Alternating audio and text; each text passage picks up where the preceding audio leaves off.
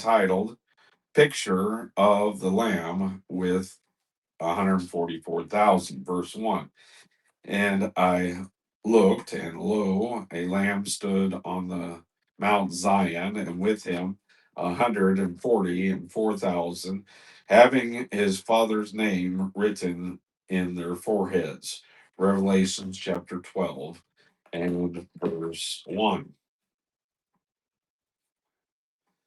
I saw, Daryl has that underscored, indicates that John is still the spectator in these events. The reel continues to roll and the story continues to unfold.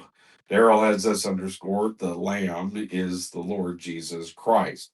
As we have seen in chapters 5 through 7 and chapters 12 and 13. Darrell has this underscored: Mount Zion is at Jerusalem. There is no use trying to locate this at any other place than at Jerusalem in the land of Israel. These verses uh, uh, pictures a placid pastoral scene which opens the millennial kingdom here upon this earth. And Daryl has this underscored: the Lord Jesus is going to reign from Jerusalem. God himself called it the city of the great king.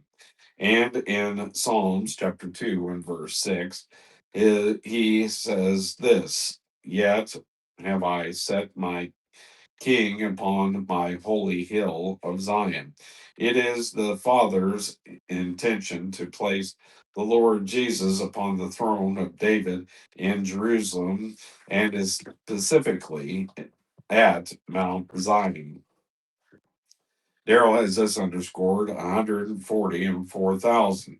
It, I believe, to be the ones who were sealed back in chapter 7.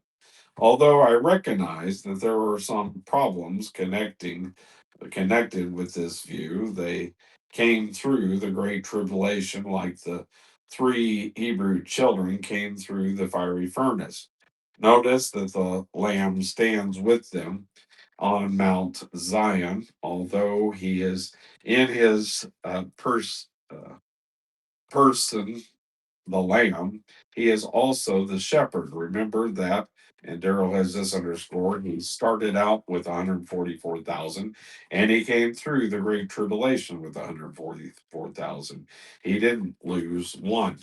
My friend, in our day, when the presence of Satan bears us down, the living, victorious Christ is available to us. Oh, that you and I might come to know him better and that he might occupy a greater place in our lives today, lives day by day.